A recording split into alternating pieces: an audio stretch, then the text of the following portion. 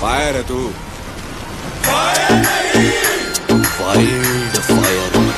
उसी को ऐसे बोलने लग गया। नहीं नहीं नहीं महोदय जी, देखिए दुनिया में बहुत तगड़े तगड़े आदमी हैं, हमें किसी से कोई आपत्ति नहीं है, लेकिन कोई हमें छेड़ेगा चाहे वो किसी भी लेवल का हो, अगर वो हमारे दिल समाज को छेड़ेगा तो हम बिल्कुल भी कतई बर्दाश्त नहीं करेंगे, बिल्कुल भी नहीं।